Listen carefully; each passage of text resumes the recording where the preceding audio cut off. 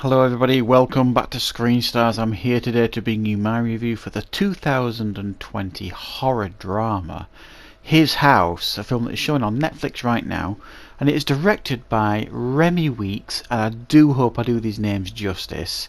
It stars Sope Dirisu and Wumi Masaku, as well as Matt Smith. Yes, that Matt Smith, Doctor Who Matt Smith. Now this film focuses on a married couple, and they are a refugee couple that make a very difficult escape from the war-torn Sudan to the UK. And on the cross-channel trip on the boat, there is a tragedy, and a child that's travelling with them, their child, unfortunately dies. They make it to the UK, and they are given some support in the UK. They are given their own house and some benefits and things like that, and it is up for them to settle into their new UK English house and community. However, the demons of their past have kind of come with them, and they have to face their past and their demons within this house in order to move forward. Right. That's all I really want to say about the plot of this film. What are my thoughts on His House? Well, I'm going to be really honest here. I thought this was a belting film. I really enjoyed this film. I think it's one of those films that didn't need to be a horror for still it to remain a good film, if you know what I mean. Just the story, the harrowing story of their struggle to get away from Sudan and into the UK and settling into their community. You've got a film right there, and the film depicts that really well, and the likely struggles that probably many refugees face in the UK on a daily basis, and it portrays that really quite well. But what you also get thrown into the mix here is this really good slow burn of a supernatural horror within this home that essentially seeps into them and makes them face the demons of their past. Was so brilliantly done.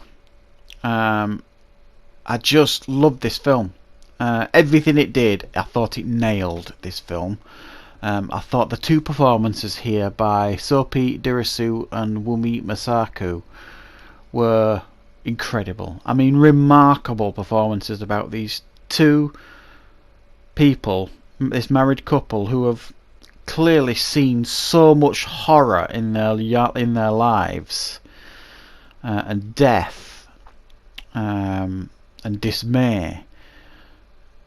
They portray it so well. You can see the pain in their eyes and what they're having to go through, and the loss they're having to deal with, and the grief and the readjustment.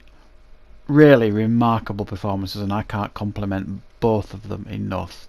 Really brilliant. I think arguably two of my favourite performances this year in this film, and it really elevated this film from a decent supernatural drama, if you like, to an exceptional supernatural drama. I just can't compliment them enough. Matt Smith, who I mentioned, is in this film. He kind of plays like their caseworker at social services, I guess, who, you know, shows them around the house, and they have to go once a week to visit with him to see how things are going, etc. And he pops up now and again in the film, and he's very good in it as well. But you almost expect him to, you know, do his Doctor Who thing and help them. I always struggle to see Matt Smith as anything but Doctor Who, because he's got such a distinguishable face in regard, and he's so recognisable as that. But he's very good in the film as well. Other than that, there's not many other actors and actresses to speak about in this film. The film is carried very heavily by these two main actor and actress, and do such a remarkable job with it. What I would say is, if you're not into slow burn horrors, you probably might not like this. But if you're into really top notch horror dramas, where almost the horror is a secondary thing, I think you'll love it. I mean, it really goes for it, this film. I mean, there's some really freaky and quite frightening imagery. And quite a lot of symbolism as well in this film. It's not subtle. I mean, the message it's trying to get across quite clearly, you know, is the struggles of refugees and things like that. And it shines a light on it, and I think it shines a light on it brilliantly. Because of people like Donald Trump and many others around the world, and the UK is not innocent in this. Refugees are put in this negative light, but there are many out there who have suffered such horrific acts who just want to be given a chance, if you like, to live a life in peace. And this film beautifully shines a light on that, and it does it in a really contemporary way, and I loved it because of that. The horror elements are actually quite intense at times as well. But it's done really superbly. It's not in your face horror. It's quite a subtle build, and then the crescendo at the end and the payoff was just wonderful. So I honestly I can't tell you how much I really enjoyed this film. In some ways it's a really beautiful film as well. Not just in the way it looks and the way it's filmed and the way it's written and the way it's performed. Everything about that is really, really brilliant. It's just, I really got it, if you like, and I really enjoyed its message, and I really enjoyed its contemporary approach to tell a really fantastic horror story.